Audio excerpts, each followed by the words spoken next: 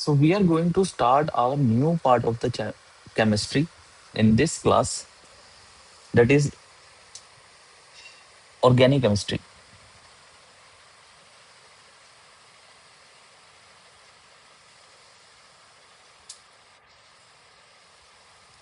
तो अभी तक हमने देखो क्या कवर करा है, अभी तक हमने फिजिकल केमिस्ट्री कवर करी है,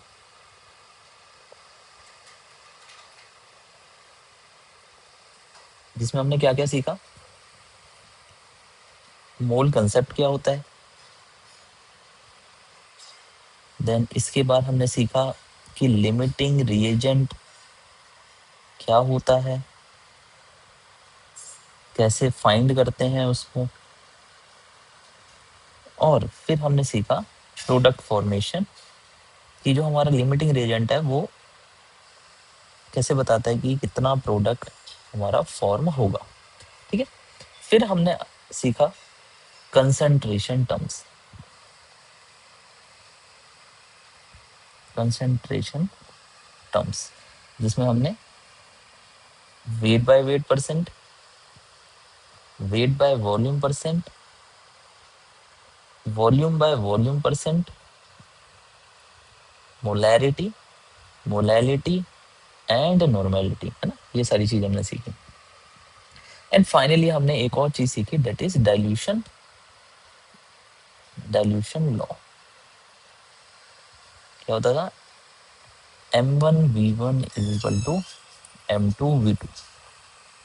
ठीक है, तो ये सारा पार्ट आपको यहाँ पे कवर करना है, और ये सारा आई थिंक जितना भी हमने पढ़ा है ये सब नया है। क्लास 10th में इसके बारे में कुछ भी नहीं है ऐसा। ठीक है, तो ये सारी चीजें नई हैं। आज हम शुरू करने वाले हैं ऑर्गेनिक केमिस्ट्री। आपके पास एक चैप्टर होगा carbon and its compound, carbon and it's compounds.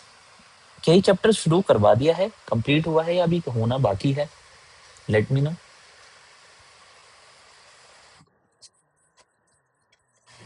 ठीक है, तो अभी आप इनऑर्गेनिक पे हैं आप। ठीक है, तो अभी आपको इनऑर्गेनिक करवाई जा रही है। ठीक है, कोई बात नहीं।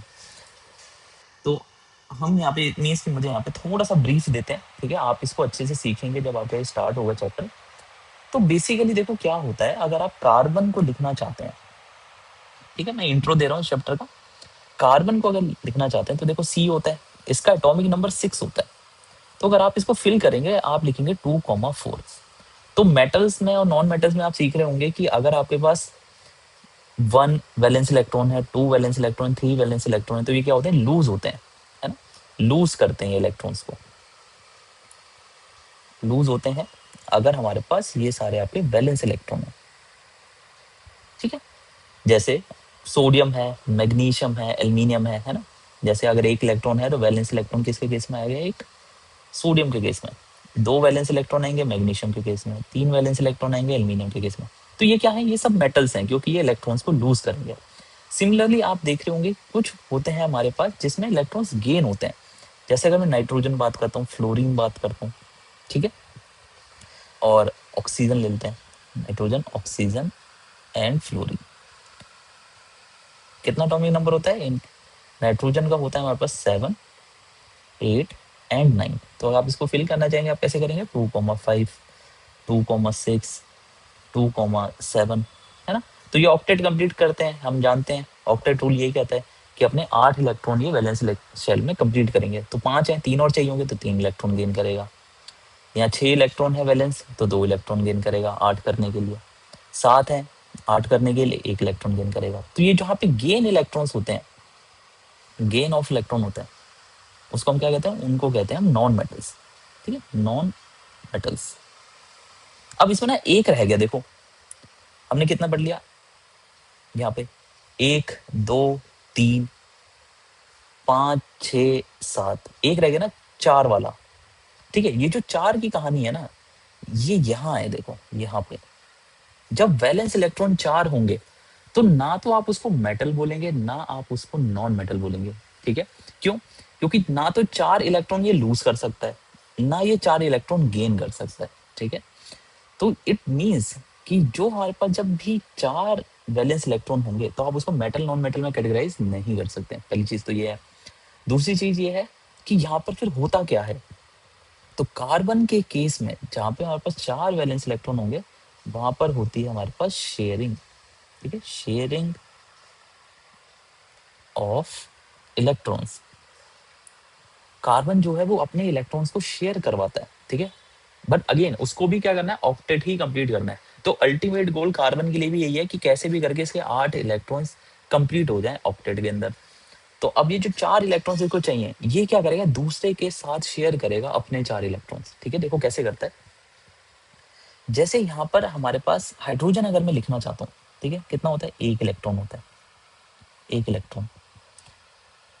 अब अगर मैं चाहता हूँ कि कार्बन को 4 इलेक्ट्रॉन मिल जाए शेयरिंग से, तो मुझे कितने हाइड्रोजन चाहिए होंगे, आप बोलोगे सर 4, है ना, 4 इलेक्ट्रॉन्स के लिए हमें 4 हाइड्रोजन एटम चाहिए होंगे, सो दैट 4 × 1 होगा, तो यहाँ से आपके 4 इलेक्ट्रॉन्स आ गए। तो कुल मिलाकर अगर मैं ऐसे लिखना चाहूँ कि ये कार्बन है, ये हाइड्रोजन है, ये हाइड्रोजन है, यहाँ पे हाइड्रोजन और यहाँ पे हाइड्रोजन, ठीक है। अब जो इलेक्ट्रॉन्स है ना, देखो बनाने का तरीका क्या है, इलेक्ट्रॉन्स को ना आप डॉट से दिखाते हैं। मैं यहाँ पे लेविस स्ट्रक्चर सिखा रहा हूँ, ठीक है, आप बॉन्ड फॉर्मेशन भी देखेंगे, मैं सिखा रहा हूँ यहाँ पे लेविस स्ट्रक्चर को। तो लेविस स्ट्रक्चर का क्या कहता है कि जो इलेक्ट्रॉन होगा ना, आप उसको डॉट से दिखाएंगे, डॉट से। तो अगर मैं देखो कार्बन के लिए लिखना चाहता हूँ, कार्बन के लिए, तो वैलेंस शेल के इलेक्ट्रॉन्स कितने हैं, 4, 4 इलेक्ट्रॉन्स हैं। तो ये 4 इलेक्ट्रॉन्स को मुझे डॉट की फॉर्म में दिखाना पड़ेगा, ठीक है। कैसे दिखाऊंगा, देखो ऐसे, 1 इलेक्ट्रॉन ये रहा, 1 इलेक्ट्रॉन ये रहा, 1 इलेक्ट्रॉन ये रहा, 1 इलेक्ट्रॉन ये रहा, 4 इलेक्ट्रॉन्स हो गए ना। क्यों मैंने 4 बनाए हैं कार्बन के लिए, क्योंकि कार्बन के वैलेंस शेल में 4 इलेक्ट्रॉन्स होते हैं, इसलिए 4 बनाए हैं, ठीक है। अच्छा, अब हाइड्रोजन के लिए कितने बनाऊंगा, तो मैं देखूंगा हाइड्रोजन के वैलेंस इलेक्ट्रॉन कितने हैं, तो आप बोलोगे 1 इलेक्ट्रॉन होता है, हाइड्रोजन के पास 1 इलेक्ट्रॉन होता है। तो मैं ऐसे दिखा सकता हूँ, 1 इलेक्ट्रॉन ये रहा, इस वाले का यहाँ पे है, इस वाले हाइड्रोजन, लेफ्ट वाले का हाइड्रोजन का यहाँ पे, नीचे वाले का यहाँ पे, ठीक है, इस तरीके से, लाइक दिस। तो देखो हुआ क्या, इसको और पास पास बना लेते हैं ना, इस तरीके से, यहाँ पे इस तरीके से, ठीक है, समझ आता है। अब देखो ये क्या करेगा, ये जो कार्बन है इसको 8 इलेक्ट्रॉन नजर आ रहे होंगे, कौन कौन से, 1 2 3 4 5 6 7 और एक 8, समझ आया। 4 तो इसके इनमें खुद के हैं, 4 तो, और बचे हुए 4 जो है ना वो हाइड्रोजन से आ रहे हैं, एक इस वाले हाइड्रोजन का, एक इस वाले का, एक लेफ्ट वाले का, एक नीचे वाले का।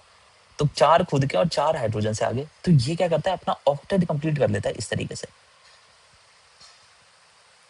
ये सर्कल क्या बता रहा है, ये सर्कल बता रहा है कि इसके अंदर जितने भी इलेक्ट्रॉन्स हैं वो सब कार्बन को मिलेगा। तो यानी कि कार्बन का ऑक्टेट कंप्लीट हो गया। अब बात आती है कि हाइड्रोजन का तो लॉस है, नहीं है। देखो हाइड्रोजन को करना होता है ड्यूप्लेट कंप्लीट, क्योंकि हम जानते हैं कि न्यूक्लियस होता है, न्यूक्लियस के बाहर क्या होता है, जो शेल होता है, फर्स्ट शेल होता है, उसमें ड्यूप्लेट होता है, वहां पे 2 ही इलेक्ट्रॉन्स आ सकते हैं। तो कुल मिला के हाइड्रोजन को तो सिर्फ 1 इलेक्ट्रॉन और चाहिए, क्योंकि उसको अपना ड्यूप्लेट कंप्लीट करना है। तो ये हाइड्रोजन क्या करेगा, ये कार्बन का इलेक्ट्रॉन ले लेगा, देखो इस तरीके से।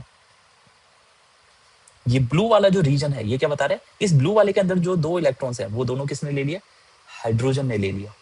अब उसमें 1 इलेक्ट्रॉन इसका खुद का था हाइड्रोजन का, और 1 इलेक्ट्रॉन किसका है, कार्बन का, ठीक है। सिमिलरली ऊपर वाले ने किया ऐसे ही, खुद का 1 इलेक्ट्रॉन था और 1 इलेक्ट्रॉन उसने कार्बन का ले लिया। ये जो कार्बन का ले लिया, इसी चीज को हम कह रहे हैं शेयरिंग। कार्बन को कंप्लीट करने के लिए अपना हाइड्रोजन दे देता है, और हाइड्रोजन की कंप्लीट करने के लिए कार्बन अपना दे देता है। समझ आ रहा है, शेयरिंग ये होता है ना, लेन देन करना, ठीक है। जैसे आपने पेंसिल शेयर करते होंगे दोस्तों के साथ, अपने फ्रेंड्स के साथ, कि तू ब्लैक वाली ले ले, मेरे को ब्लू वाली दे दे, इस तरीके से। तो ये क्या है, शेयरिंग है। आप अपनी चीज किसी और को दे रहे हो, दूसरे की चीज अपने पास ले ले रहे हो, राइट। तो हुआ क्या कि यहाँ पर देखो दोनों खुश हैं, हाइड्रोजन भी खुश है अपने और कार्बन भी खुश है। कार्बन का ऑक्टेट कंप्लीट हो गया और हाइड्रोजन का अपना ड्यूप्लेट कंप्लीट हो गया, ठीक है। लिख सकते हैं ये जो कार्बन है इसका तो ऑक्टेट कंप्लीट हो गया, और ये जो जितने हाइड्रोजन है ये, इनका क्या हुआ, इनका हमारा ड्यूप्लेट कंप्लीट हो गया। इतना समझ आता है, देखो this is called sharing of electrons. ये सुनो,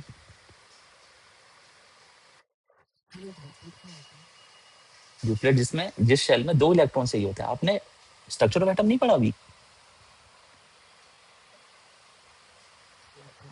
पढ़ा है ना। तो पहला शेल क्या होता है, पहले शेल में 2 ही इलेक्ट्रॉन्स तो आते हैं। जो पहला शेल होता है हमारा, उसके अंदर 2 इलेक्ट्रॉन्स होते हैं, ठीक है।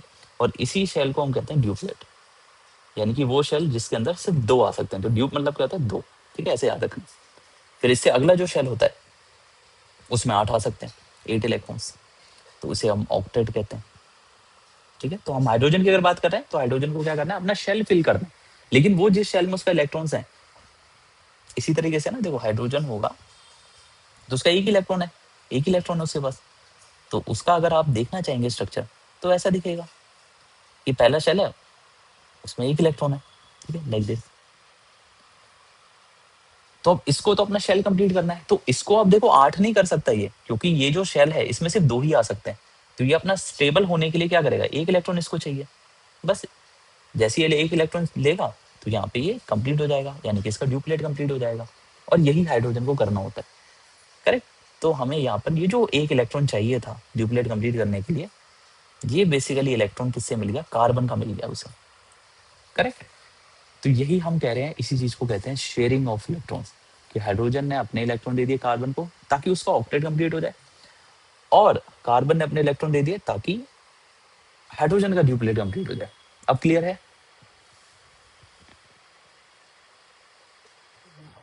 ठीक है। तो देखो अब यहाँ पर ये जो कार्बन है, इसका मतलब ये तो समझ आता है कार्बन जितने कंपाउंड्स बनाएगा वो सब शेयरिंग के बेसिस पे बनाएगा, ठीक है, क्योंकि ना तो वहां पे लॉस हो सकता है, मेटल है नहीं वो, ना वो गेन कर सकता है, ना क्योंकि वो नॉन मेटल भी नहीं है। तो क्या करेगा, वो अपना शेयरिंग ऑफ इलेक्ट्रॉन्स करेगा, जिस तरीके से हमने यहाँ पे सीखा। तो ये जो स्ट्रक्चर है, ठीक है, अब देखो इसको बनाते कैसे हैं। ये लेविस स्ट्रक्चर को हम इस तरीके से दिखाते हैं कि कार्बन है, जहां भी 2 इलेक्ट्रॉन है वो सिंगल बॉन्ड होते हैं, ठीक है, सिंगल बॉन्ड। तो एक लेफ्ट में है, एक राइट में है, एक ऊपर है और एक नीचे, ऐसे दिख रहा है ना। देखो इन 2 की बात कर रहा हूँ, ये जो 2 इलेक्ट्रॉन्स हैं ऊपर वाले, इन दोनों को क्या बताएंगे हम, एक सिंगल बॉन्ड है। तो जब भी आप ऐसे सिंगल बॉन्ड देखेंगे तो इसका मतलब समझना है कि यहाँ पे बेसिकली सिंगल बॉन्ड के अंदर 2 इलेक्ट्रॉन्स इस तरीके से हैं, ठीक है। तो अगर मैं डॉट से दिखाऊंगा फिर तो लेविस स्ट्रक्चर बोलूंगा, ठीक है। लेकिन अगर मेरे को नॉर्मल स्ट्रक्चर बनाना है, बॉन्ड स्ट्रक्चर बनाना है, तो फिर मैं यहाँ पर क्या करूंगा, सिर्फ बॉन्ड दिखाने होंगे, ठीक है, सिंगल बॉन्ड इस तरीके से। क्या हो रखा है यहाँ पे, एक हाइड्रोजन है यहाँ पे, एक हाइड्रोजन यहाँ पे है, एक हाइड्रोजन यहाँ पे और एक हाइड्रोजन यहाँ पे। तो इस तरीके से आपको क्या दिखेगा, सबसे छोटा जो कार्बन का स्ट्रक्चर होगा वो यहाँ पर इस तरीके से दिखेगा। क्या कहते हैं इसे, इसे कहते हैं CH4, CH4, ठीक है। तो ये सब सेम है, ये वाला, ये वाला और ये वाला, ये सब एक ही चीज बता रहे हैं। यहां से समझ आता है लेविस स्ट्रक्चर में किस तरीके से शेयरिंग हो रही है। यहाँ से क्या पता लगता है कि हाइड्रोजन ने कैसा बॉन्ड बना रखा है, सिंगल बॉन्ड बना रखा है। तो यहाँ पे मैं इसको डिफाइन करना चाहता हूँ कि ये जो बॉन्ड है, ये वाला, ये सिंगल बॉन्ड है, सिंगल बॉन्ड, ठीक है। अब ये जो बॉन्ड होते हैं, देखो टाइप्स ऑफ बॉन्ड्स भी आप पढ़ेंगे, तो क्या होते हैं, आयनिक एंड कोवलेंट, ठीक है। तो जो आयनिक होता है वो होता है due to separation of charges, जैसे इसको हम यहाँ पे सीखते हैं, ठीक है। 2 टाइप के बॉन्ड होते हैं, अभी जो मेजर हमें सीखना है वो 2 टाइप के बॉन्ड है, ठीक है। वैसे बहुत तरीके के होते हैं, एक होता है आयनिक और दूसरा होता है कोवलेंट। ये जो आता है, ये आता है सेपरेशन ऑफ चार्जेस जहां होता है, ठीक है। और प्रिसाइजली अगर बोलूं तो वहां पर क्या होगा, एक इलेक्ट्रोनेगेटिव एलिमेंट प्रेजेंट होगा, इलेक्ट्रोनेगेटिव एलिमेंट प्रेजेंट होगा, ठीक है। जैसे अगर मैं बात करता हूं यहाँ पे HCl की, ठीक है। अब यहाँ जो हाइड्रोजन है और क्लोरीन है, इस दोनों में अगर मैं डिफरेंस की बात करता हूँ तो मोटा मोटा डिफरेंस ये कहता है कि हाइड्रोजन जो होगा उसके पास एक इलेक्ट्रॉन होगा, और जो क्लोरीन होगा उसके पास 2, 8 और 7, ठीक है, इस तरीके से होंगे। 17 होता है इसका एटॉमिक नंबर और हाइड्रोजन का होता है 1। तो यहाँ जो ज्यादा इलेक्ट्रॉन्स है, इस वजह से क्या होगा, यहाँ पे इलेक्ट्रॉन नेगेटिविटी आती है, ठीक है, इलेक्ट्रॉन नेगेटिविटी। तो यहाँ जो 7 इलेक्ट्रॉन्स है, देखो ये चाहता है एक इलेक्ट्रॉन इसे मिल जाए, जैसे आपने NaCl पढ़ा होगा, सेम उसी तरीके से। और ये इलेक्ट्रॉन ये हाइड्रोजन दे देता है। अब क्योंकि जिसके वैलेंस शेल में ज्यादा इलेक्ट्रॉन्स हैं, ठीक है, बात कर रहा हूं मैं वैलेंस शेल की, तो वैलेंस शेल क्या है, ये वाला जिसमें 7 इलेक्ट्रॉन है, लास्ट वाला जो फाइनल शेल होता है उसी को वैलेंस शेल कहते हैं, ठीक है। तो जो 7 इलेक्ट्रॉन्स है, इसको सिर्फ एक ही इलेक्ट्रॉन चाहिए, तो ये बहुत ज्यादा इलेक्ट्रॉन नेगेटिव है, करेक्ट।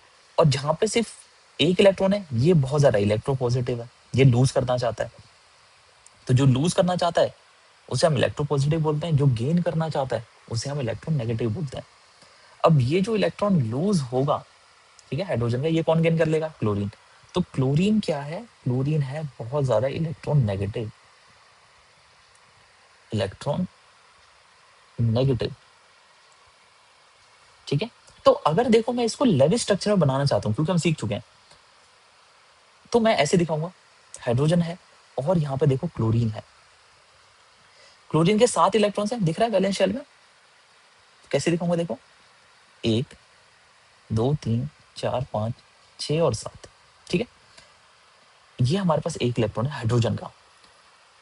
तो अब क्या होगा, ये वाला जो इलेक्ट्रॉन है ये ले लेगा क्लोरीन अपना ऑक्टेट कंप्लीट करने के लिए, ठीक है। और यहां पर जो हाइड्रोजन है इसको अपना ड्यूप्लेट कंप्लीट करना है, तो यहां से इस तरीके से हो रखा होगा, ठीक है। अब अगर मैं इसको देखो इस तरीके से दिखाता हूँ, यहां से आपको क्या समझ आएगा, यहाँ तो शेयरिंग ऑफ इलेक्ट्रॉन हो रहा है, लेकिन हमने सीखा है कि शेयरिंग ऑफ इलेक्ट्रॉन जो है वो कहाँ पे होता है, सिर्फ और सिर्फ कार्बन के केस में शो होता है, ठीक है, क्योंकि जहाँ पे 4 इलेक्ट्रॉन्स होते हैं। तो हम ऐसे तो नहीं होगा ये इलेक्ट्रॉन की शेयरिंग हो रखी होगी, तो ये क्या होता है, देखो एक्चुअल में मैं सिर्फ समझा रहा हूँ कि ये जो हमारे पास इलेक्ट्रॉन है ये यहाँ दिखता ही नहीं है, ये ना इधर शिफ्ट हो जाता है, ये जो है ये ऐसे इधर शिफ्ट हो जाता है इतना पास। तो इसकी वजह से क्या होता है, ये जो हमारे पास हाइड्रोजन है इसके ऊपर आ जाता है पॉजिटिव चार्ज, और यहाँ पर जो क्लोरीन है इस क्योंकि इसने इसका इलेक्ट्रॉन ले लिया, क्योंकि ये बहुत सारे इलेक्ट्रॉन नेगेटिव था, तो इस पे आ जाता है नेगेटिव चार्ज। तो ये क्या हुआ, देखो अगर मैं यहाँ पे इसको क्लाउड बनाना चाहता हूँ, अब ये भी एक नई चीज है, इलेक्ट्रॉन क्लाउड। इलेक्ट्रॉन क्लाउड क्या होता है कि ये समझना कि किस रीजन में इलेक्ट्रॉन ज्यादा है, ठीक है, किस रीजन में इलेक्ट्रॉन जो है वो ज्यादा है। तो वो कुछ इस तरीके से दिखेगा, मैं देख पा रहा हूँ कि ज्यादातर इलेक्ट्रॉन जो है सारे के सारे इलेक्ट्रॉन क्लोरीन की तरफ है, तो यहाँ पे तो कुछ है ही नहीं, तो इसका क्लाउड कुछ इस तरीके से दिखेगा।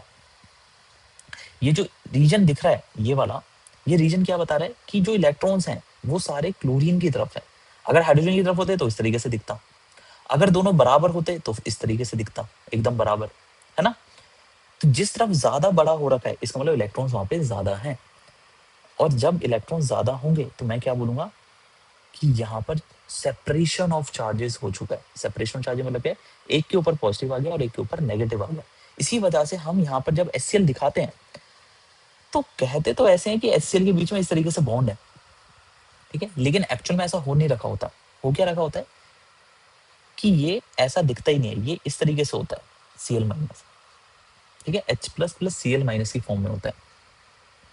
और अगर मैं यहाँ पे ये एक्वस में बात करते हैं, एक्वस मीडियम में अगर आप सॉलिड फॉर्म में भी इसे निकालना चाहते हैं तब भी हमारे पास ये जो बॉन्ड आप बना रहे हैं तो इसके अंदर 2 इलेक्ट्रॉन्स होंगे। ये जो दोनों इलेक्ट्रॉन्स हैं ये क्लोरीन की तरफ हो रखे होते हैं। यहाँ पे आप ऐसे नहीं समझ सकते कि यहाँ पर हाइड्रोजन और यहाँ पर इस तरीके से क्लोरीन है और बराबर बैठे हुए हैं दोनों इलेक्ट्रॉन्स, एक यहाँ पे एक यहाँ पे।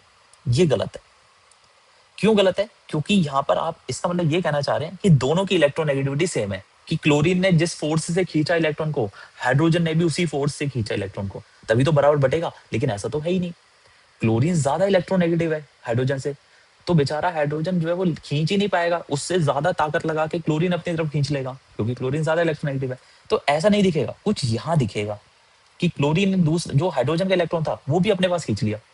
समझ आ रहा है। और इस वजह से क्या हुआ कि क्योंकि electron negative charge in nature होता है, नेगेटिवली चार्ज होता है, तो नेगेटिव चार्ज जो है वो एक्स्ट्रा क्लोरीन के ऊपर आने लगेगा, और इसी वजह से क्या होगा, यहाँ पे नेगेटिव हो जाएगा और यहाँ पॉजिटिव हो जाएगा। जो इलेक्ट्रॉन दे दे, जिसका इलेक्ट्रॉन छीन लिया जाए उसके ऊपर प्लस चार्ज आ जाएगा। तो यहाँ पे किसके साथ छीना जा रहा है, हाइड्रोजन के ऊपर से छीना जा रहा है चार्ज, तो पॉजिटिव चार्ज किस पे आएगा, हाइड्रोजन के ऊपर। और जो छीन ले रहा है इलेक्ट्रॉन को उसके ऊपर नेगेटिव चार्ज आएगा। क्यों, क्योंकि जो उसने छीना है वो इलेक्ट्रॉन है और इलेक्ट्रॉन नेगेटिवली चार्ज होता है, इसी वजह से यहाँ पे negative charge on the chlorine atom आ जाएगा और हाइड्रोजन के ऊपर पॉजिटिव चार्ज आएगा, ठीक है। लेकिन ध्यान से सुनना, देखो ये तो सर कहानी समझ आती है कि अगर अलग अलग एटम है, एक ज्यादा इलेक्ट्रोनेगेटिव है एक पॉजिटिव है, तो हम ये समझ रहे हैं कि एक ज्यादा इलेक्ट्रोनेगेटिव वाला अपने तरफ खींच लेगा, वेरी गुड, ये समझ आता है। लेकिन अगर मैं देखो ऐसे बोल दूं क्लोरीन और क्लोरीन है, अब तो अलग होगा, क्योंकि लेफ्ट में भी क्लोरीन है और राइट में भी क्लोरीन है। हाँ, तो इस केस में इलेक्ट्रॉन बराबर डिस्ट्रीब्यूट हो रखे होते हैं, समझ आया, क्योंकि दोनों की इलेक्ट्रोनेगेटिविटी सेम है। तो जिस फोर्स से राइट वाला अपनी तरफ इलेक्ट्रॉन को खींचना चाहेगा, उसी फोर्स से लेफ्ट वाला, सॉरी लेफ्ट राइट वाला जो क्लोरीन है जिस फोर्स से खींचना चाहेगा, लेफ्ट वाला क्लोरीन भी उसी फोर्स से खींचना चाहेगा। तो इलेक्ट्रॉन को बराबर तरीके से दोनों तरफ खींचा जा रहा है, तो क्या होगा, इलेक्ट्रॉन बराबर तरीके से बढ़ जाएंगे हाफ हाफ में, और हमें कुछ इस तरीके से यहाँ पे इलेक्ट्रॉन देखने को मिलते हैं। तो बात आती है कि चलो ठीक है सर, ये भी समझ आ गया कि क्लोरीन यहाँ पर जहाँ सेम सेम थे तो बराबर खींच लिया, जहां पर एक क्लोरीन था एक हाइड्रोजन था तो क्लोरीन ज्यादा इलेक्ट्रिक है ना, उसने खींच लिया। लेकिन यहाँ समझाना जरा, सी एच वाले केस में क्या होगा, ठीक है, इस वाले केस में यहाँ पर किसकी तरफ होंगे इलेक्ट्रॉन, तो यहाँ पर देखो क्या बोला जाता है कि हमारे पास इलेक्ट्रॉन नेगेटिविटी ऑफ, वीटी लिख लेते हैं, electron negativity of carbon and hydrogen is almost same, almost similar लिख लेते हैं, ठीक है, ऑलमोस्ट सिमिलर। अब देखो इक्वल नहीं है, इक्वल कहने का मतलब है फिर तो आप दोनों एटम सेम ले रहे हैं, लेकिन ऐसा तो हो सकता है ना कि जो दो एटम आप ले रहे हैं उनकी इलेक्ट्रोनेगेटिविटी आसपास हो। हाइड्रोजन और क्लोरीन के केस में तो ऐसा था कि एक बहुत ही ज्यादा इलेक्ट्रोनेगेटिव है और एक बहुत ही ज्यादा इलेक्ट्रोपॉजिटिव है, तो यहाँ तो क्या होगा, क्लोरीन खींच ही लेगा अपनी तरफ। लेकिन ऐसा भी तो हो सकता है कि दो दो दुश्मन है और उनकी ताकत जो है वो लगभग लगभग पास है, ऐसा तो हो सकता है। इक्वल नहीं है, इक्वल का मतलब है कि दोनों आदमी सेम है, लेकिन ऐसा हो सकता है कि दोनों अलग आदमी है लेकिन दोनों की जो पावर है वो आसपास है, और जब आसपास होगी तो वो कुछ कुछ देखो ऐसा ही बिहेव नहीं करेगा इसके जैसा, अगर आसपास भी हुई तो भी वो कुछ कुछ इसके जैसा बिहेव करेगा। मैं ये नहीं कह रहा एग्जैक्टली ऐसा करेगा, लेकिन इसके आसपास करेगा। मैं ये नहीं कह पाऊंगा वहां पे कि हाँ एक इलेक्ट्रॉन ज्यादा खींच लेगा, एक एटम जो है वो ज्यादा खींच लेगा इलेक्ट्रॉन्स को अपनी तरफ, ऐसा नहीं कह पाऊंगा क्योंकि इलेक्ट्रोनेगेटिविटी सेम है। तो एक चीज बहुत क्लियर से समझ आती है कि ये जो इलेक्ट्रॉन शिफ्ट होंगे किसी एक की तरफ या नहीं होंगे या बराबर बराबर बटेंगे, ये सिंपल सा फंडा इन पे ये चल रहा है कि इलेक्ट्रॉन नेगेटिविटी देख रहे हैं हम सिंपली ये देख रहे हैं कि इलेक्ट्रॉन नेगेटिविटी कैसी है एटम्स की जिनके बीच में बॉन्ड बना हुआ है, ठीक है। अगर बराबर है तो बराबर डिस्ट्रीब्यूट हो जाएंगे, अगर दोनों की सेम है तो भी बराबर डिस्ट्रीब्यूट हो जाएंगे, लेकिन अगर एक की बहुत ज्यादा है और एक की बहुत कम है तो फिर जिसकी ज्यादा इलेक्ट्रोनेगेटिविटी है उसकी तरफ शिफ्ट हो जाएंगे, जैसे HCl का केस है। देखो ये चीज समझ आती है, इज दिस क्लियर?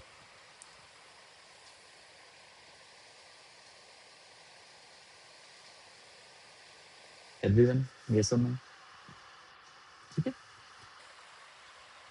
तो जहां पर सेपरेशन ऑफ चार्जेस होगा यानी कि HCl वाले केस में, समझ आया, ये कौन सा केस होगा जिसमें एक एटम ज्यादा इलेक्ट्रोनेगेटिव है और दूसरा एटम जो है वो कम इलेक्ट्रोनेगेटिव है। उस केस में क्या होगा, चार्जेस आ जाएंगे और उसी बॉन्ड को हम बोलेंगे आयनिक बॉन्ड, ठीक है। और जहां पर सेपरेशन ऑफ चार्जेस नहीं होगा, ठीक है, यानी कि शेयरिंग ऑफ इलेक्ट्रॉन्स होगा,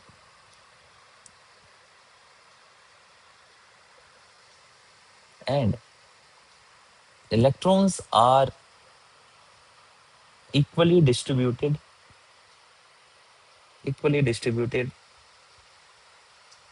between two atoms in a bond having similar और सेम, ठीक है, मैं दोनों केस ले रहा हूँ, सिमिलर और सेम इलेक्ट्रॉन नेगेटिविटी, करेक्ट। तो जहां पर शेयरिंग ऑफ इलेक्ट्रॉन्स होगा वहां पर आएगा कोवलेंट बॉन्ड, ठीक है। जहां पर सेपरेशन ऑफ चार्जेस होगा वहां पर आएगा आयनिक बॉन्ड। तो अगर मैं पूछता हूं कि जरा ये बताना इस वाले केस में ये जो बॉन्ड है जहां पे शेयरिंग ऑफ इलेक्ट्रॉन्स हो रहा है ये कैसा बॉन्ड होगा, आयनिक या कोवलेंट? कोवलेंट होगा, ठीक है, वेरी गुड। तो हमें ये याद रखना है कि कार्बन जितने भी बॉन्ड बनाता है सारे कोवलेंट बॉन्ड बनाता है, क्योंकि वहां पे शेयरिंग ऑफ इलेक्ट्रॉन्स होता है और हमारे पास सेपरेशन ऑफ चार्जेस वहां पे देखने को नहीं मिलता है। ठीक है, तो शेयरिंग ऑफ इलेक्ट्रॉन्स यहाँ पे होनी है, और जहां भी शेयरिंग ऑफ इलेक्ट्रॉन्स होगी वहां पे कोवलेंट बॉन्ड आएगा। क्लियर? चलो, इतना हम सीख गए। तो ये जो चीज है ना, देखो मैंने आपको ना ऑलमोस्ट पूरा चैप्टर समझा दिया इसमें, जो मेजर है कार्बन एनियन कंपाउंड।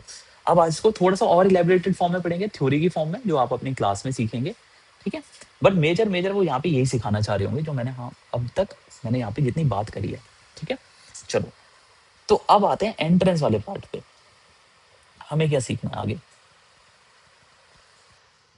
तो एंट्रेंस वाले पार्ट में हमें जो मेजर यहाँ पे सीखना है वो सीखना है यहाँ पे नेमिंग। नेमिंग बहुत पूछी जाती है, जिसको IUPAC नॉमेनक्लेचर भी कहते हैं।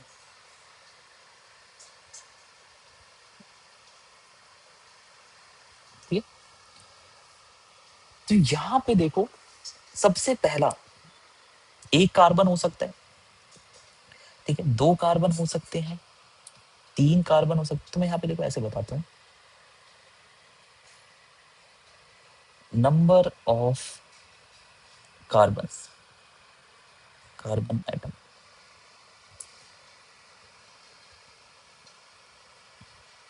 ठीक है, और वहां पे हम क्या नाम देंगे उसको, वो हम यहाँ सीखना। ठीक है, नेम लिखते हैं। तो सबसे पहले है कि अगर एक कार्बन एटम प्रेजेंट है हमारे पास, तो वहां पर हम बोलते हैं उसे मिथ। ये आपको याद करना है। ठीक है, जैसे आपने एटॉमिक नंबर से याद करें, एटॉमिक मास से याद करें, ऐसे आपको यहाँ पे इन चीजों को याद करना है कि अगर एक कार्बन होगा जब भी, तो मैं उसे मिथ बोलूंगा। दो कार्बन होंगे, इथ बोलेंगे। तीन कार्बन होगा, प्रॉप बोलेंगे। चार कार्बन होगा, ब्यूट बोलेंगे। पांच कार्बन, पेंट। छह कार्बन, हेक्स। सात कार्बन, हेप्ट। आठ कार्बन, ऑक्ट। नौ carbon, non. 10 carbon, dec. Okay, तो ये 10 कार्बन तक आपको अभी याद करना है। इसके बाद डेक अनडेक भी होता है, बट अभी उसको रहने दो। सिर्फ 10 कार्बन तक सबसे ज्यादा आपसे पूछा जाएगा। उसके बाद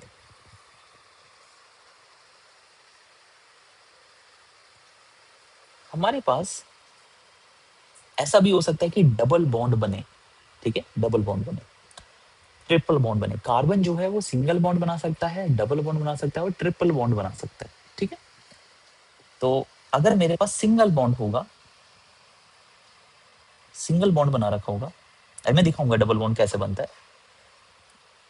तो ऐसा दिखे जैसे CH वाला बॉन्ड था, तो सिंगल बॉन्ड है, तो उस पर हम यूज करते हैं एन, ANE, एन बोलते हैं।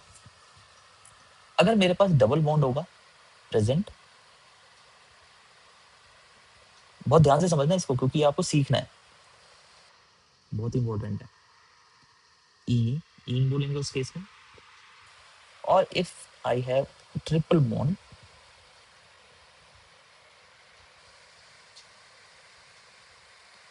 तो हम वहां पर बोलेंगे आइन।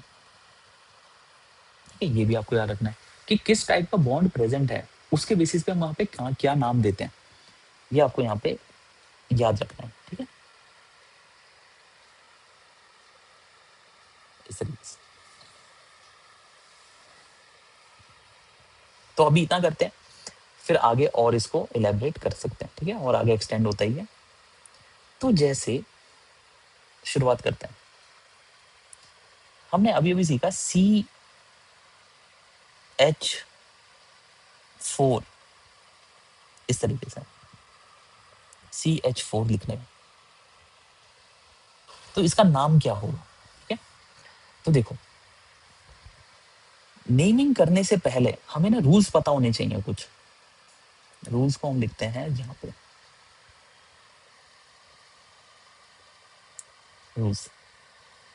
पहला रूल क्या करता है, कहता है कि आपको प्रायोरिटी सीखनी आनी चाहिए। प्रायोरिटी, प्रायोरिटी कैसे प्रायोरिटी देते हैं ये आपको सीखना है। तो सबसे पहला होता है फंक्शनल ग्रुप। ठीक है, फंक्शनल ग्रुप। फंक्शनल ग्रुप क्या होते हैं? स्पेसिफिक ग्रुप होते हैं जो आपको दिखेंगे स्ट्रक्चर के अंदर, जैसे OH,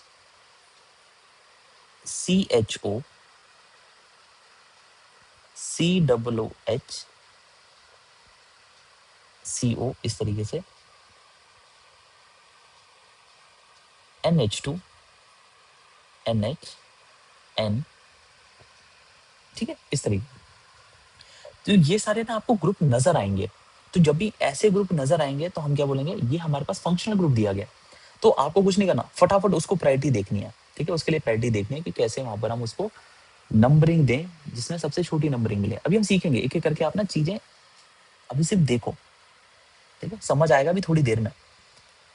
दूसरी प्रायोरिटी होती है longest chain, longest chain with unsaturation, longest chain with unsaturation. Unsaturation word किसको दिया जाता है? अनसैचुरेशन वर्ड दिया जाता है डबल बॉन्ड या फिर ट्रिपल बॉन्ड, डबल बॉन्ड या फिर ट्रिपल बॉन्ड। मतलब कि अगर कहीं पे ऐसा नजर आएगा स्ट्रक्चर में हमें डबल बॉन्ड दिख गया और ट्रिपल बॉन्ड दिख गया, तो मैं क्या करूंगा, प्रायोरिटी दूंगा डबल बॉन्ड और ट्रिपल बॉन्ड को, ठीक है। अब ऐसा भी हो सकता है सर कहीं पे फंक्शनल ग्रुप भी हो और डबल बॉन्ड ट्रिपल बॉन्ड भी हो। Answer is yes. अगर कभी ऐसा देखने को मिला कि फंक्शनल ग्रुप भी प्रेजेंट है और डबल बॉन्ड ट्रिपल बॉन्ड भी प्रेजेंट है, तो पहली प्रायोरिटी किसको जाएगी? फंक्शनल ग्रुप को। उसके बाद कौन सी प्रायोरिटी जाएगी? Longest chain with double bond triple bond को, ठीक है। तो आपको सीक्वेंस में ही ध्यान रखना है इस चीज का कि क्या दिया गया है हमें। फंक्शन ग्रुप दिया है तो फंक्शन ग्रुप को प्रायोरिटी दो, फंक्शन ग्रुप नहीं है तो फिर सीधा सेकंड स्टेप पे चले जाओ, लॉन्गेस्ट चेन विद अनसैचुरेशन पे, ठीक है। देन थर्ड होता है longest chain, longest chain without, without unsaturation, without unsaturation. तो विदाउट अनसैचुरेशन का मतलब क्या है कि सिर्फ सिंगल बॉन्ड प्रेजेंट होगा, है ना। डबल बॉन्ड ट्रिपल बॉन्ड का मतलब अनसैचुरेशन है, और अनसैचुरेशन नहीं है तो डबल बॉन्ड ट्रिपल बॉन्ड नहीं है तो क्या होगा, सिंगल बॉन्ड प्रेजेंट होगा बस, ठीक है। तो यहाँ पर हमारे रूल्स खत्म। मैं सबसे इजीएस्ट वे बता रहा हूँ, ठीक है। अदरवाइज बहुत ज्यादा रूल्स आएंगे तो कॉम्प्लिकेट नहीं करते इन चीजों को, ओके। तो रूल्स हमें याद रखें, पहला है फंक्शनल ग्रुप, सेकंड है longest chain with unsaturation, third is longest chain without unsaturation, ठीक है। यहाँ पर आता है अब skeleton structure, skeleton structure. Skeleton structure क्या होता है कि आप जो नेमिंग करेंगे, आप जो नाम लिखना चाहते हैं स्ट्रक्चर के लिए, कार्बन का जो भी कंपाउंड आपको गिवन है उसको दो पार्ट्स में ब्रेक किया जाता है, ठीक है। देखो कोई भी नाम आप लिखना चाहते हैं उसके दो पार्ट्स होंगे,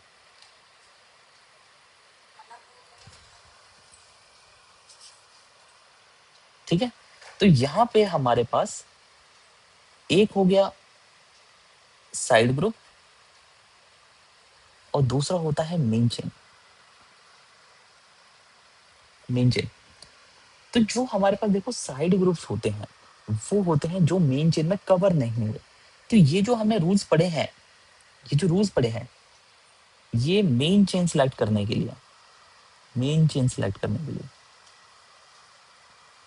ठीक है, मेन चेन को सेलेक्ट करने के लिए। तो जो मैं रूल्स यहाँ पे यूज करूंगा उससे मुझे मेन चेन मिल जाएगी। तो देखो ऐसा हो सकता है कि जब आप मेन चेन सेलेक्ट करेंगे तो कुछ चीजें आपकी मेन चेन में कवर ही नहीं होंगी, ठीक है। तो जो भी बच जाएगा, जो भी लेफ्ट ओवर होगा, लेफ्ट ओवर ग्रुप्स जो भी होंगे वो सब क्या होंगे, साइड ग्रुप माने जाएंगे। तो साइड ग्रुप्स को हमेशा हमें पहले लिखना होता है नेमिंग में और मेन चेन को लिखना होता है बाद में, ठीक है। पहली चीज तो ये है। अब जो साइड ग्रुप्स हैं इनको हम लिखते हैं अल्फाबेटिकल ऑर्डर में, अल्फाबेटिकल ऑर्डर में, ठीक है। जितने भी आपके साइड ग्रुप हैं, हो सकता है एक हो, दो हो, तीन हो, जितने भी हों उनको हम लिखते हैं अल्फाबेटिकल ग्रुप में। जो मेन चेन है इसमें हम पहले लिखते हैं, देखो यहाँ पे तीन पार्ट्स में ब्रेक होती है ये। मेन चेन को सबसे पहले लिखने के लिए हम लिखेंगे number of carbon atoms, number of carbon atoms. फिर उसके बाद हम लिखेंगे अनसैचुरेशन, अगर है तो ठीक है, नहीं है तो सिंगल बॉन्ड हो जाएगा। और लास्ट में होता है फंक्शनल ग्रुप, फंक्शनल ग्रुप। ठीक है, तो मेन चेन को हम 3 पार्ट्स में इस तरीके से लिखेंगे सीक्वेंस में। सबसे पहले number of carbons atom, then unsaturation यानी कि डबल बॉन्ड, ट्रिपल बॉन्ड, और अगर नहीं है तो सिंगल बॉन्ड, है ना। अनसैचुरेशन अगर नहीं होगी तो सिंगल बॉन्ड, और लास्ट में फंक्शनल ग्रुप। फंक्शनल ग्रुप में तो ये सब, जैसे OH, CHO, COOH। तो फंक्शनल ग्रुप वाला हम आज नहीं करें, नेक्स्ट क्लास में करेंगे। आज हम सिर्फ बेसिकली हाइड्रोकार्बन्स को डील करेंगे, जिसमें सिर्फ हाइड्रोजन और कार्बन होगा। ओके, फंक्शनल ग्रुप में देखो, फंक्शनल ग्रुप में क्या होता है, ऑक्सीजन, नाइट्रोजन, इस तरीके के ग्रुप्स हमें देखने को मिलते हैं। तो अदर देन कार्बन, हाइड्रोजन, जो भी हमारे पास एटम अगर प्रेजेंट होगा वो फंक्शनल ग्रुप में आता है बेसिकली। बट लीव इट, उसको अभी रहने दो, साइड में रखो। अभी हम सिर्फ इतना सीख रहे हैं कि अगर कोई भी नेम होगा तो उसे हम 2 पार्ट्स में डिवाइड करेंगे, एक होगा मेन चेन, एक होगा साइड चेन। ठीक है, तो जो मेन चेन होगी उसके लिए हम ये रूल्स यूज करेंगे। फंक्शनल ग्रुप देखेंगे, लॉन्गेस्ट चेन विद अनसैचुरेशन देखेंगे, और लॉन्गेस्ट चेन विदाउट अनसैचुरेशन देखेंगे। जो बच जाएगा उसे साइड ग्रुप बोल देंगे। साइड ग्रुप को अल्फाबेटिकल ऑर्डर में लिखेंगे। ठीक है, तो हमारे पास देखो क्या होता है, ये जो प्रायोरिटी रूल्स होते हैं ये हम यूज करते हैं नंबरिंग करने के लिए। नंबरिंग, तो बेसिकली अगर मैं कहता हूं कि मुझे फंक्शनल ग्रुप को मिल गया, मुझे समझ, ध्यान से सुनना, अगर किसी स्ट्रक्चर में फंक्शनल ग्रुप होगा तो मुझे वहां पे नंबरिंग इस तरीके से करनी है कि सबसे छोटा नंबर फंक्शनल ग्रुप को मिले। समझ आ रहा है रूल्स का पर्पस क्या है? रूल्स का पर्पस ये है कि मुझे प्रायोरिटी बताए। प्रायोरिटी बताए तो मतलब मैं जानता हूँ फंक्शनल ग्रुप होगा, उसको पहली प्रायोरिटी है। उसके बाद अनसैचुरेशन अगर प्रेजेंट होगी तो सेकंड नंबर पे उसकी प्रायोरिटी है। तीसरे पे क्या है, लॉन्गेस्ट चेन विदाउट अनसैचुरेशन। ये मुझे प्रायोरिटी बताएं। तो बात आती है कि अगर इनमें से आपको कुछ भी नजर आ गया तो करें क्या उसका? करना कुछ नहीं है, जो भी चीज आपको नजर आ गई, सपोज करो फंक्शनल ग्रुप मुझे नजर आ गया, तो फंक्शनल ग्रुप को इस तरीके से नंबरिंग करनी है कि वहां पर सबसे छोटा नंबर मिले, लोएस्ट नंबर मिले। इस तरीके से वहां पर मुझे नंबरिंग करनी होगी। ठीक है, चलो शुरुआत करते हैं धीरे धीरे इस चीज को समझने की, क्योंकि ये साथ नंबरिंग करने के लिए हमें ये सारा कुछ नीचे का पता होना चाहिए। तो यहाँ पे वापस आते हैं, देखो। ठीक है, तो होगा क्या, मैं यहाँ पे नंबरिंग करना चाहता हूँ, है ना। मेरे को नेम लिखना है तो मुझे क्या पता होना चाहिए, 2 ग्रुप्स होंगे, मेन चेन और साइड चेन। साइड चेन को साइड ग्रुप से कह सकते हैं आप। तो मेन चेन या साइड चेन, तो मुझे मेन चेन पता करनी है इसमें, इस वाले कंपाउंड में। तो CH4 दिया गया, इसके अंदर क्या कोई फंक्शनल ग्रुप है? इनमें से ये जो OH, CHO, COOH, CO, NH2, देखो ऑक्सीजन और नाइट्रोजन है, ऐसे ग्रुप्स हैं जिनमें ऑक्सीजन या नाइट्रोजन। क्या यहाँ पे मुझे कुछ भी ऐसा दिख रहा है जिसमें ऑक्सीजन नाइट्रोजन हो? तो आंसर इज नो। आप बोलोगे सर यहाँ तो कोई फंक्शनल ग्रुप ही नहीं है। ठीक है, फिर मैं पूछूंगा कि अच्छा ठीक है, फंक्शनल ग्रुप नहीं है, क्या यहाँ पे लॉन्गेस्ट चेन विद अनसैचुरेशन है? अनसैचुरेशन मतलब डबल बॉन्ड, ट्रिपल बॉन्ड दिख रहा है क्या कहीं पे? तो आप बोलोगे सर यहाँ पे तो डबल बॉन्ड भी नहीं है ना ट्रिपल बॉन्ड है। ये भी बात ठीक है, तो सेकंड वाला भी फेल हो गया। फिर आप दोबारा आएंगे थर्ड वाले पॉइंट पे, क्या है, longest chain with unsaturation. Unsaturation मतलब विदाउट अनसैचुरेशन, मतलब कि सिंगल बॉन्ड हो। तो आप बोलोगे कि सर हाँ, सिंगल बॉन्ड है यहाँ पे। ठीक है, तो अब मुझे क्या करना होता है, देखो, क्योंकि यहाँ पर अब एक ही कार्बन है तो मैं उसी को नंबरिंग दूंगा, क्योंकि मुझे लॉन्गेस्ट चेन बनानी है। तो लॉन्गेस्ट चेन के लिए पहला नंबर इसी को जाएगा, 1 दे दिया मैंने। बस, अब आगे तो कार्बन है ही नहीं। ठीक है, आगे कोई भी कार्बन है नहीं, लॉन्गेस्ट चेन ऑफ कार्बन की बात कर रहे हैं, तो एक ही कार्बन है। तो बात आती है कि मेरा ये कवर हो गया। ठीक है, मेन चेन मेरी यही है, इतनी सी, क्योंकि इसके अलावा और कुछ है नहीं, मैं आगे नंबरिंग करके मेन चेन को एक्सटेंड कर पाऊँ। तो बात आती है कि फिर इसकी नेमिंग क्या होगी। इसकी नेमिंग देखो,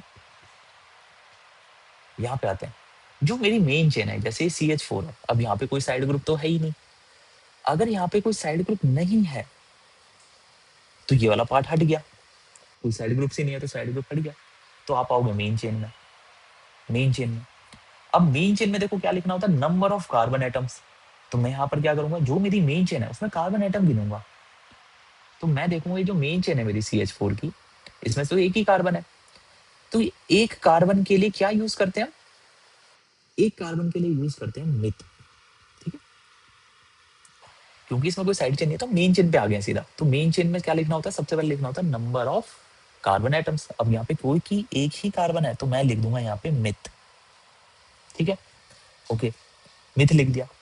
अब आगे क्या करें, आगे आएगा अनसैचुरेशन। अनसैचुरेशन मतलब डबल बॉन्ड, ट्रिपल बॉन्ड या फिर सिंगल बॉन्ड। अगर यहाँ पे डबल बॉन्ड होता तो मैं इन लिखता, अगर ट्रिपल बॉन्ड होता तो आइन लिखता। अब क्योंकि यहाँ पे सिर्फ सिंगल बॉन्ड है तो मैं क्या यूज करूंगा, एन, ए एन ई। तो यहाँ पे मुझे जितने बॉन्ड्स दिख रहे हैं वो सब क्या है, सिंगल बॉन्ड है। तो क्या हो जाएगा, यहाँ पे लिख दूंगा एन, मीथेन हो गया। ठीक है, अब आगे फंक्शनल ग्रुप, तो फंक्शनल ग्रुप तो है ही नहीं, बस खत्म, यही आपका नेम है इसका। अब चाहे तो मैं इस चीज को डायरेक्टली बोल सकता था, देखो बच्चों मीथेन होता है CH4, लेकिन मजा वहां पे नहीं है। मजा इस पे है क्योंकि अगर मैं जैसे अब बड़े कंपाउंड्स बनाने लगूंगा तो फिर नाम कैसे पता लगेगा, है ना, इसलिए हमें सीखना है। अब देखो फिर से सुनो, नेक्स्ट कंपाउंड करते हैं, अब तुम्हें धीरे धीरे ना समझ आने लगेगा।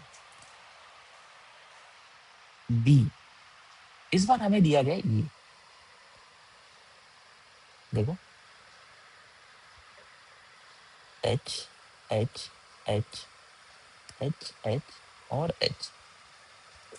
ठीक है, चलिए मुझे नंबरिंग करनी है फिर से। मेरा पहला काम होता है नंबरिंग करने का, और नंबरिंग करनी है इस हिसाब से कि मेरे रूल्स फॉलो हो। क्या यहाँ पे फंक्शनल ग्रुप है, answer is no, functional group नहीं है। कि यहाँ पे डबल बॉन्ड ट्रिपल बॉन्ड है, answer is no, double bond triple bond भी नहीं है। सेकंड वाला पॉइंट। थर्ड वाला पॉइंट है longest chain with single bond, तो मुझे यहाँ पे अब लॉन्गेस्ट चेन सेलेक्ट करनी है क्योंकि यहाँ पे कोई फंक्शनल ग्रुप नहीं दिख रहा, कोई यहाँ पे डबल बॉन्ड ट्रिपल बॉन्ड नहीं दिख रहा इस वाले कंपाउंड के अंदर, तो मैं यहाँ पे लॉन्गेस्ट चेन चूज करूंगा। ठीक है, तो मैंने क्या किया, देखो यहाँ कर दिया नम पहला। क्या यहाँ पे और कार्बन है, तो आप बोलोगे हाँ सर लेफ्ट में दिख रहा है एक कार्बन, तो उसको दूसरा नंबर दे दो।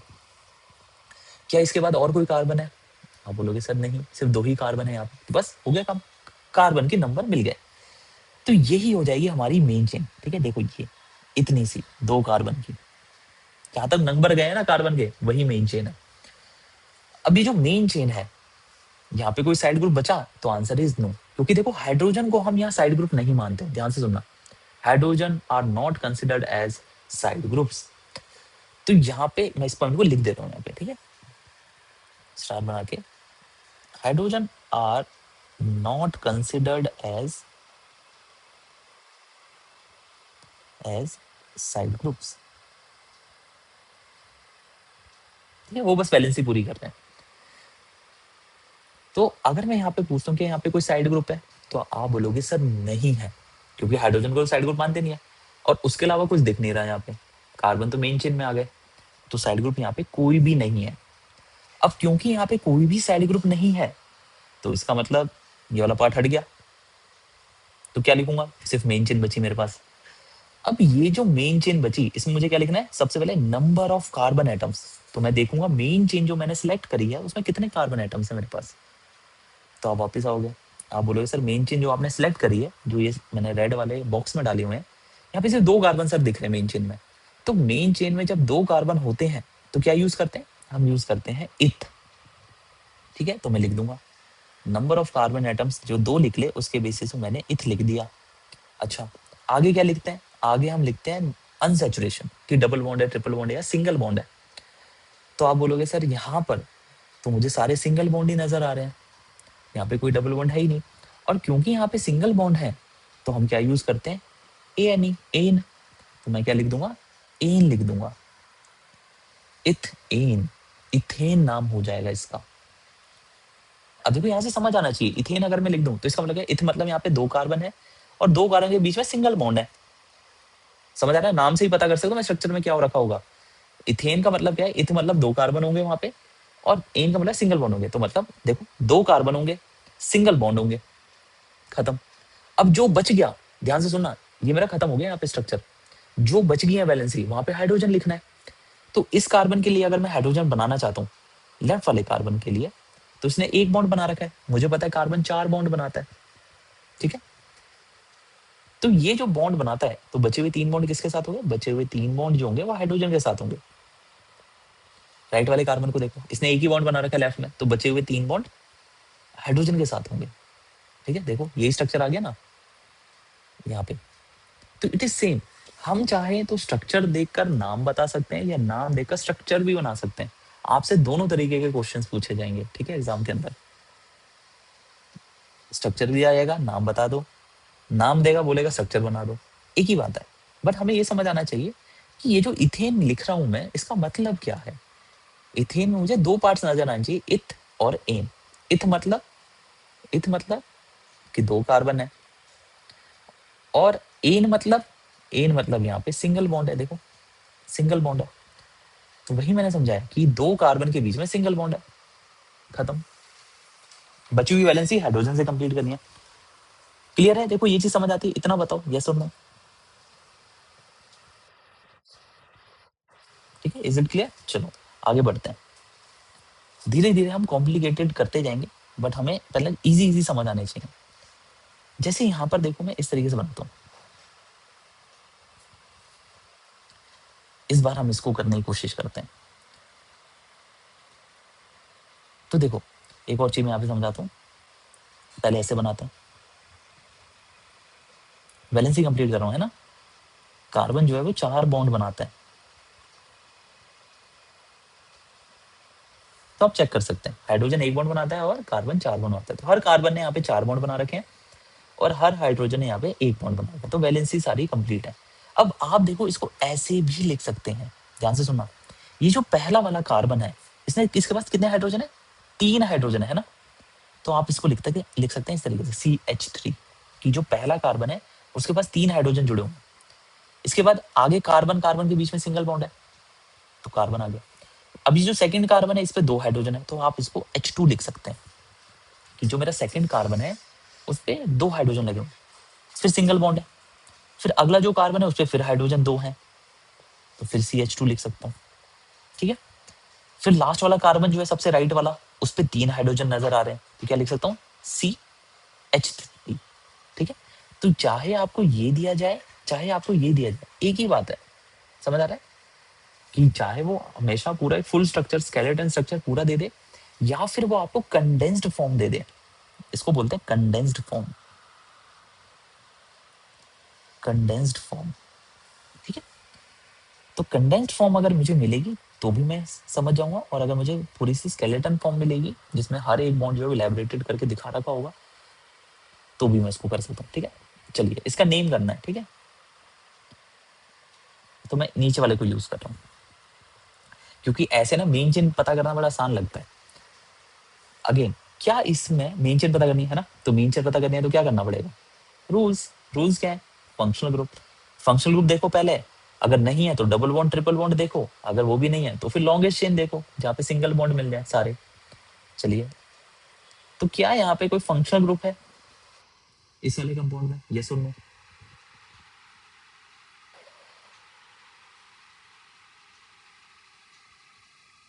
क्या यहाँ पे कोई फंक्शनल ग्रुप है? नहीं है। डबल बॉन्ड ट्रिपल बॉन्ड है? नहीं है। ठीक है। देखो एक और चीज समझना, हाइड्रोजन कभी भी डबल बॉन्ड नहीं बना सकता। आ सकता है सर, हमें तो हो सकता है हाइड्रोजन डबल बॉन्ड बना रहा हो, हमें दिख नहीं रहा, लेकिन हाइड्रोजन हमेशा सिंगल बॉन्ड बनाएगा। Each and in every case single bond always.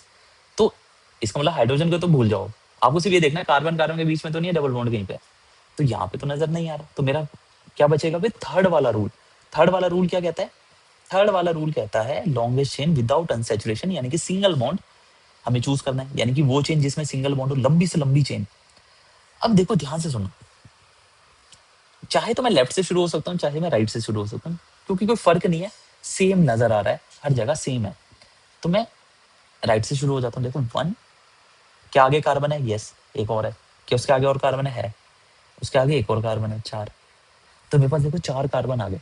तो जो मेरी मेन चेन है वो यही हो जाएगी, ये वाली। ये पूरी मेरी मेन चेन है, क्योंकि इसमें मुझे 4 कार्बन मिल गए। ठीक है। अच्छा, अब देखो क्या इसमें कोई साइड ग्रुप है?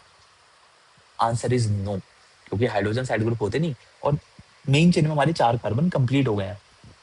तो हमारे पास ये जो पूरी मेन चेन है, ये क्या होगी? हमें इसे नेमिंग करनी पड़ेगी। साइड ग्रुप क्योंकि यहाँ पे नहीं है, तो अगेन कोई साइड ग्रुप नहीं, तो कोई नेमिंग नहीं, तो सीधा मेन चेन में आ जाएंगे। मेन चेन में again number of carbon atom, फिर अनसेचुरेशन, और फंक्शनल ग्रुप तो है नहीं, तो नंबर ऑफ कार्बन एटम और अनसेचुरेशन हमें लिखनी है। तो नंबर ऑफ कार्बन एटम गिनते हैं, 1 2 3 4, 4 कार्बन एटम नजर आ रहे हैं। 4 कार्बन एटम के लिए क्या यूज करते हैं? हम यूज करते हैं ब्यूट। ब्यूटी। तो लिख दो, हमने लिख दिया ब्यूट। अच्छा, आगे अनसेचुरेशन देखनी है कि डबल बॉन्ड ट्रिपल बॉन्ड या सिंगल बॉन्ड है। तो हमने देखा कि यहाँ पे कोई डबल बॉन्ड तो था ही नहीं, ना डबल बॉन्ड ट्रिपल बॉन्ड, तो क्या है, सिंगल बॉन्ड है। तो क्या आ जाएगा, फिर से एन लिख देंगे, ठीक है, ब्यूटेन।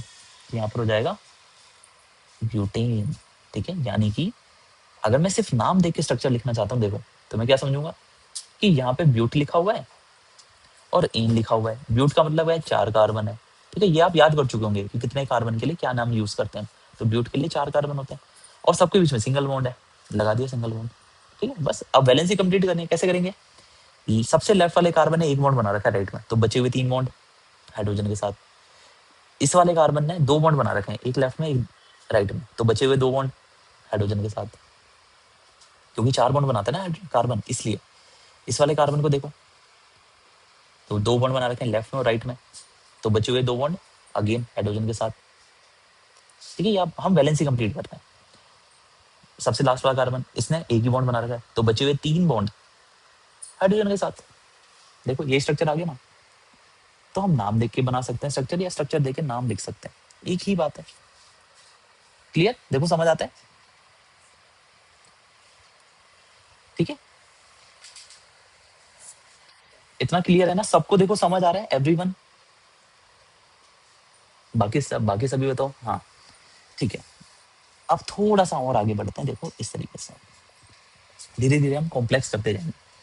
तो हम मेन चेन को लिखना समझ आ गया कि लंबी चेन हो और सिंगल बॉन्ड हो, तो मिथेन है ना। देखो ऐसे कर रहे थे ना, मिथेन, इथेन, ब्यूटेन। तो मैं यहाँ से ऐसे ही बोल सकता हूँ, देखो अगर एक कार्बन की सिंगल चेन है, सिंगल बॉन्ड वाली, तो मीथेन हो गया। 2 कार्बन की सिंगल बॉन्ड वाली है, ethane, propane, butane, pentane, hexane, heptane, octane, nonane, decane, है ना। तो जितने कार्बन है और सब में सिंगल बॉन्ड है, तो एन लगा देना इनके आगे, बस ब्यूटेन, पेंटेन, हेक्सेन, सब हो जाएगा। अब आते हैं, अगर मेरे पास सपोज करो कि मैं ऐसा ग्रुप देता हूँ लाइक दिस, यहाँ डबल बॉन्ड है इस तरीके से, ठीक है। वैलेंसी भी मैं कंप्लीट करके दे रहा हूँ आपको। It will be H3। आपको समझ आना चाहिए मैं H3 क्यों लिख रहा हूँ, क्योंकि एक बॉन्ड बनाया था मैं, तो बचे हुए 3 बॉन्ड हाइड्रोजन के साथ। इस वाले के पास H2 होंगे, इस वाले के पास H2 होंगे, क्योंकि 2 बॉन्ड बना रखे हैं। इस वाले ने 3 बॉन्ड बना रखे हैं, तो बचा हुआ 1 बॉन्ड H के साथ। और सबसे राइट वाले ने 2 बॉन्ड बना रखे हैं लेफ्ट में, तो बचे हुए 2 बॉन्ड हाइड्रोजन के साथ, ठीक है।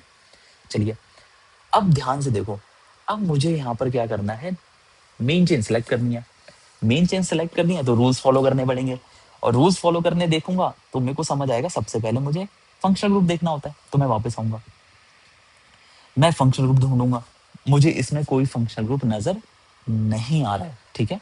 यहाँ पे again OH, COOH, oxygen, nitrogen कुछ नहीं है ना, तो फंक्शनल ग्रुप नहीं है, इतना ध्यान रखना। क्योंकि देखो जितने भी फंक्शनल ग्रुप हैं, जितने भी हमारे पास फंक्शनल ग्रुप हैं, उसमें देखो ऑक्सीजन और नाइट्रोजन है, ऑक्सीजन है, oxygen, oxygen, oxygen, nitrogen, nitrogen, nitrogen, समझ आ रहा है।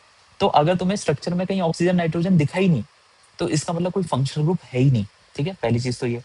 तो यहाँ पर कोई ना तो ऑक्सीजन का ही नजर दिख रहा आ रहा है, ना यहाँ पे कोई नाइट्रोजन नजर आ रहा है, तो फंक्शनल ग्रुप तो नहीं है, सीधा सीधा। अब आ जाओ सेकंड वाले पे। तो सेकंड वाला होता है लॉन्गेस्ट चेन विद अनसैचुरेशन, यानी कि डबल बॉन्ड या फिर ट्रिपल बॉन्ड। तो मैं ढूंढूंगा क्या डबल बॉन्ड ट्रिपल बॉन्ड है, तो आप बोलोगे सर हाँ यहाँ है डबल बॉन्ड, ये रहा, दिख रहे हैं 2 बॉन्ड एक साथ। ये डबल बॉन्ड होता है, ये ट्रिपल बॉन्ड होता है, तो डबल बॉन्ड तो नजर आ गया। तो प्रायोरिटी देनी पड़ेगी अब मुझे, है ना। क्योंकि देखो पहले 2 ऑप्शन हो सकते थे, कोई बच्चा सोच सकता है सर देखो मैं यहाँ से नंबरिंग कर देता हूँ 1 2 3 4 5। फिर कोई दूसरा बच्चा आया, उसने क्या किया, उसने राइट से नंबरिंग कर दी 1 2 3 4 5। अब ऊपर वाले को भी देखो 5 कार्बन मिल रहे हैं मेन चेन में, और नीचे वाले को भी 5 कार्बन मिल रहे हैं। अब दोनों तो सही नहीं हो सकते, ठीक है। अब ध्यान से सुनो, गलत कौन सा है। तो हमारा ये कहना था, जो हम रूल्स बना रखे हमने ये वाले, अगर आपको इनमें से कोई चीज दिख जाती है तो आपको नंबरिंग करनी है, और नंबरिंग इस तरीके से करनी है कि छोटे से छोटा नंबर मिले, ऐसे नहीं कहीं से भी कर दो। अगर आपको कोई फंक्शनल ग्रुप दिख गया तो आपको नंबरिंग इस तरीके से करनी है कि फंक्शनल ग्रुप को छोटे से छोटा नंबर मिले। वो नहीं है तो डबल बॉन्ड ट्रिपल बॉन्ड हो गया।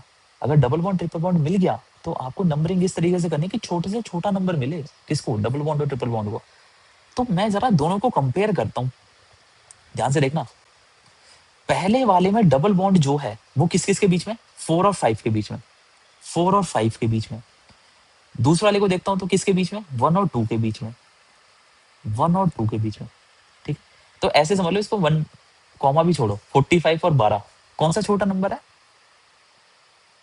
12, है ना। यानी कि ये जो ऊपर वाला है ये गलत है। यानी कि जो पहला वाला स्टूडेंट है उसने प्रायोरिटी दी ही नहीं डबल बॉन्ड को। अगर वो प्रायोरिटी देता तो फिर तो राइट से शुरू करता, क्योंकि छोटा नंबर मिलता है राइट से जाने पे उसे डबल बॉन्ड को। समझ आ रहा है, इज इट क्लियर? देखो ध्यान से,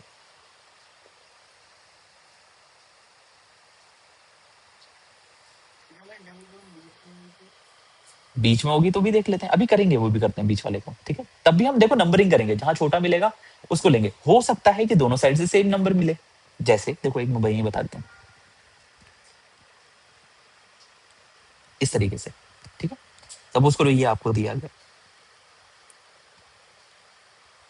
अब आप क्या करेंगे, एक बच्चा लेफ्ट से चलेगा, कर चल देते हैं 1 2 3 4। दूसरे बच्चे ने क्या किया, दूसरे बच्चे ने राइट से नंबरिंग शुरू की, 1 2 3 4। तो मैं पूछूंगा बताओ भाई बॉन्ड कहाँ कहाँ पे प्रेजेंट है, तो आप बोलोगे सर पहले वाले केस में 2 और 3 के बीच में है, दूसरे वाले में भी 2 और 3 के बीच में, है ना। तो इस केस में आप कहीं से भी नंबरिंग कर सकते हैं, ये चीज ध्यान रखनी। अगर दोनों केस में सेम ही आ रहा है लेफ्ट से और राइट पे, क्योंकि प्रायोरिटी हमें डबल बॉन्ड को देनी थी और तो कुछ है नहीं, यहाँ पे कोई फंक्शनल ग्रुप नहीं है, तो सीधे डबल बॉन्ड पे आ जाएंगे। तो डबल बॉन्ड को जब हम देखेंगे तो हमारे पास सबसे छोटा नंबर वहीं से मिल रहा है। समझ आया? तो अब दोनों ही केस में सेम है, तो इसलिए आप इधर साइड से चल सकते हैं, चाहे आप लेफ्ट से चलें चाहे आप राइट से चले, आपका जो नाम है ना वो सेम आएगा। ठीक है, नेम जो आप करेंगे, चाहे ऊपर वाला बच्चा नेमिंग करेगा तो भी सेम नेम आएगा, नीचे से करेगा तो भी नेम सेम आएगा। इसका मतलब स्ट्रक्चर सेम है, अगर नाम सेम है तो उसका स्ट्रक्चर भी सेम है। ठीक है, ये क्लियर है, इतना समझ आया? चलो इसकी नेमिंग करते हैं इस वाले की। तो इन शॉर्ट ये जो 45 वाला नंबर है, जिसमें 45 नंबर आ रहा है, ये तो गलत है, इसको तो मैं हटा देता हूँ। ठीक है, चलो हटाते नहीं है, आप इसको समझने के लिए भी लिखे रहने देते हैं, है ना। आगे हम हटा काट दिया करेंगे। ठीक है, सो दिस इज रॉन्ग, यहाँ लिख लेते हैं higher number for double bond. ठीक है, इसलिए हमने इसको रिजेक्ट कर दें, यहाँ पे लिख देते हैं रिजेक्टेड, रिजेक्ट कर दो। हायर नंबर मिल रहा है, ये सही है, लोएस्ट नंबर मिल रहा है, तो ये वाला तो सही है। ठीक है, ये वाला। अब मेन चेन क्या होगी, देखो मेन चेन तो आपकी होगी ये वाली, ठीक है, 5 कार्बन की। तो मेरा फिर से क्वेश्चन हो गया, मुझे 2 पार्ट्स में करनी होती नेमिंग, कैसे कैसे करनी थी, साइड ग्रुप और मेन चेन। क्या यहाँ पे कोई साइड ग्रुप बच गया, क्या इसमें कोई साइड ग्रुप है, is there any side group, सोचो। नहीं है, है ना, बिल्कुल नहीं है। तो साइड ग्रुप नहीं है तो साइड चेन भी नहीं है, तो सीधा मेन चेन पे आ जाओ।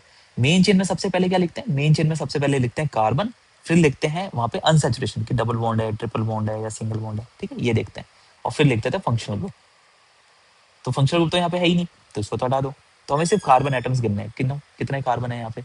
आप लोग सर 1 2 3 4 5, 5 कार्बन, 5 कार्बन के लिए नाम, 5 कार्बन के लिए नाम क्या होता है, पेंट होता है, पेंट।